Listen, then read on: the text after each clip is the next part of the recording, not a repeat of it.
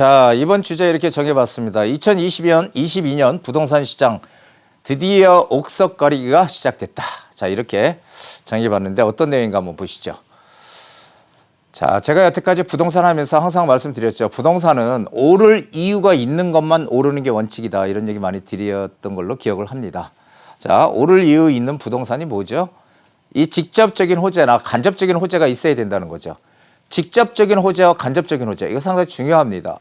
직접적인 호재는요, 재개발, 재건축, 이거 뭐예요? 내가 살고 있는, 내가 투자해놓은 지역이, 이런 지역이 바뀌는 거죠. 새 아파트로, 새 집으로 바뀌는 거죠. 이게 직접적인 호재입니다. 그래서 낡은 동네가 새 동네로 바뀌는 이런 변화가 생기는, 직접적인 변화가 생기는 곳. 그리고 간접 호재라는 건 이런 거예요.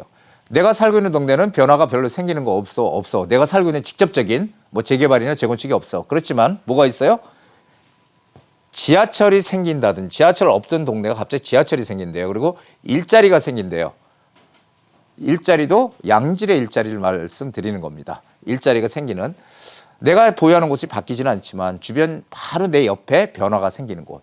이런 것들은 어떻게 해요? 내 집의 가격을 끌어올려 준다는 겁니다. 그것도 어떤 게 들어오냐에 따라서 많이 끌어올려 주느냐 작게 끌어올려 주느냐의 차이일 뿐이지 결국은 오른다라는 거죠. 그래서 그런데 직접 호재에 있는 것, 간접 호재에 있는 게 이 두 개가 다 있으면 어떨까요?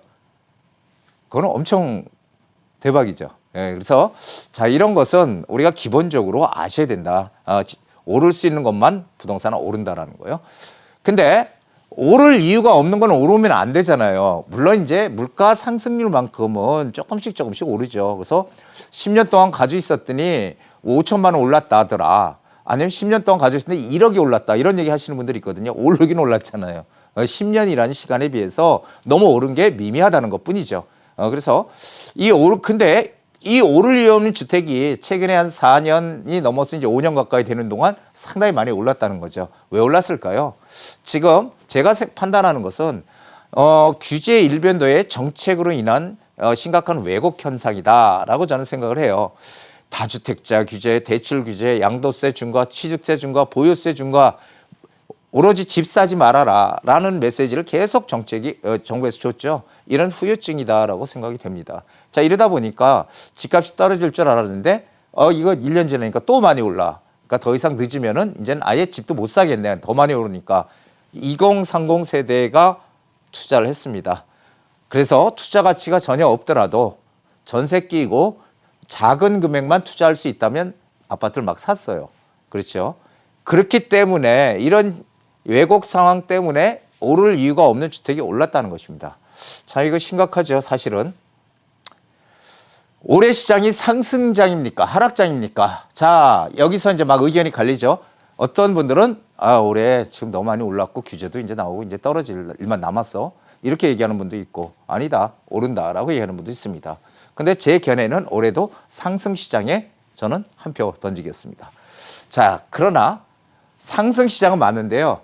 과거와 같이 최근 4년 넘게 동안 모든 지역이 오르는 그런 이제 흐름은 아니다라는 겁니다. 모든 지역이 다 오르지 않는다. 최근 4년 넘게 어떤 가치의 유무, 가치가 있든 없든 그런 걸 떠나서 집값이 너무 많이 올랐다라고 말씀드렸죠. 그러나 이제 앞으로는요, 사두면 무조건 아무 곳이나 사두면 오르는 상승장은 지나갔다는 것입니다. 이제 아니라는 거예요. 자, 그래서 지금 올해 시장은 이 본격적인 옥석 가리기가 이제 시작될 것이다라는 게 제 생각입니다. 여러분들은 옥을 선택하시겠습니까? 아니면 석을 선택하시겠습니까? 자, 외곽 지역 집값 떨어진다 기사 계속 나오고 있습니다. 새해엔 집값 떨어질까? 서울 외곽단지사 하락거래 지속. 수도권 외곽부터 아파트가 하락 본격화 예고. 다 뭐라고 돼 있어요? 외곽이라고 돼 있죠. 외곽. 그렇죠? 제가 몇 개월 전부터 계속 그런 얘기 드렸었어요. 지금 외곽에 갭 투자로 가지고 있는 분들은 중심권으로 빨리 갈아타기를 하셔야 됩니다라고 몇 달 전부터 말씀을 드렸는데 지금 이런 기사들이 지금 나오고 있죠. 외곽 지역. 그 다음 장을 한번 보시죠. 자, 그렇다면 우리는 지금 어떤 곳을 매도를 해야 될까요? 어떤 곳을 팔아야 될까요? 자, 서울 중심이 있고 서울 외곽 지역이 있고 경기 외곽이 있습니다. 자, 여기가 대표적으로 매매가 대비 전세가 비중이 높기 때문에 투자금이 상대적으로 작게 들어가죠. 그러니까 이 갭 투자 수요가 몰린 것들은 서울 외곽이나 경기 외곽 지역들의 갭 투자가 몰렸다는 겁니다. 즉 오를 이유가 없는데 많이 올랐다는 거예요. 왜냐하면 갭 투자 수요가 들어가서 가격을 끌어올려줬기 때문에 자 이런 것들이 지금 이제 문제가 되지 않느냐라고 저는 이제 생각을 하고 있습니다. 부동산 시장 양극화 이건 정말 피할 수 없는 이제 흐름이 됐습니다.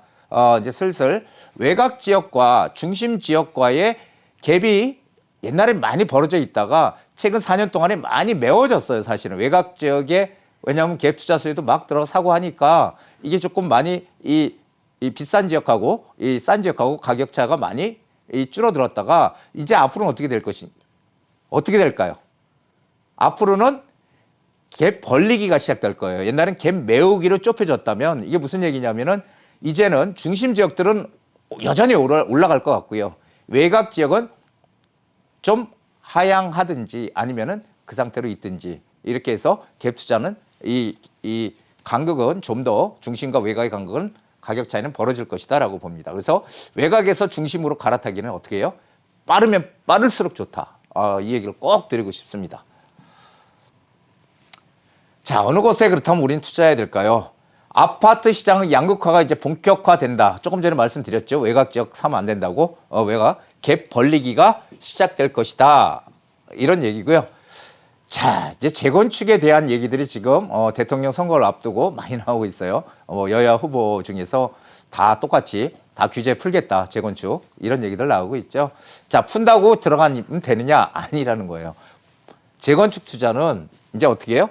향후에 지금 이미 진행하고 있는 데는 너무 비싸잖아요. 그리고 내가 돈이 많으면 들어가도 돼요. 하지만 우리 투자는 그게 아니잖아요. 뭔가 투자 가치가 더 올라갈 수 있는 아직까지는 조금 덜 오른 지역을 우리는 가야 되잖아요.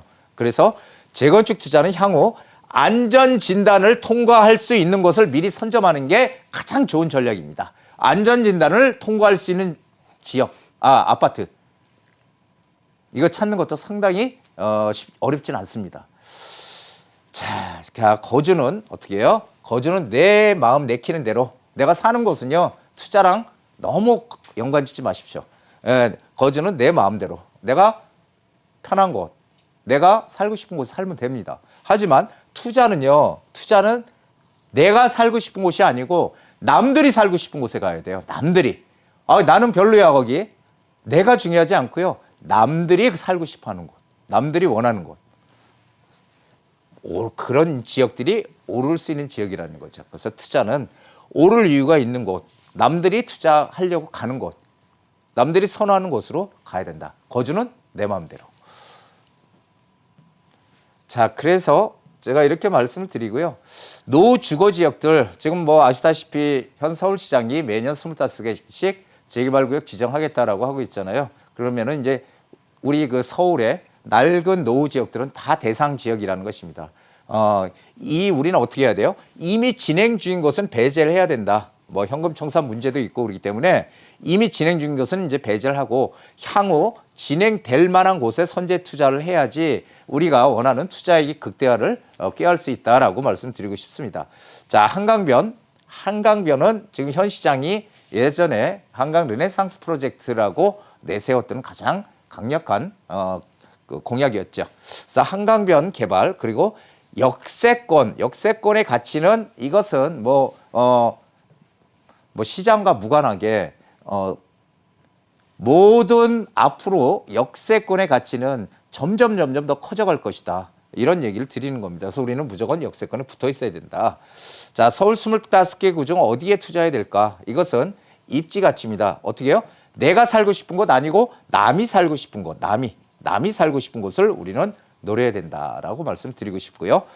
자, 따라감의 법칙. 이거 제가 말씀드렸어요. 지난 시간에도 따라감의 법칙이 뭐예요? 똑같은 낡은 동네가 길 건너에 있다 그러면은 이 A라는 동네, B라는 동네가 똑같이 낡은 동네였는데 A라는 동네가 재개발을 추진하면서 막 동의서가 없고 하면서 가격이 막 올라요. 막 올라서 그리고 또 이게 재개발이 진행이 되면서 가격이 계속 올라. 그럼 이쪽에 낡은 동네는 가만히 있을까요? 절대 가만히 있지 않죠. 이쪽에 낡은 동네도 재개발을 추진하게 됩니다. 이게 따라감의 법칙이라고 저는 말씀을 드리죠. 이것을 잘 좀 생각해 보십시오. 자, 오늘은 제가 요까지 간단하게 진행을 하고요. 금지의 명언 보시겠습니다. 연 있죠. 연 예전에 어릴 때 겨울에 막 날리고 했잖아요. 우리. 그렇죠.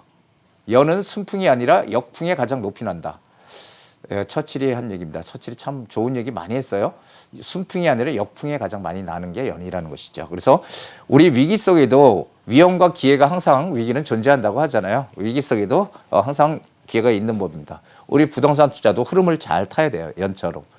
흐름을 잘 타서 꼭 올해는 성공하는 투자자가 되시기를 기원하겠습니다.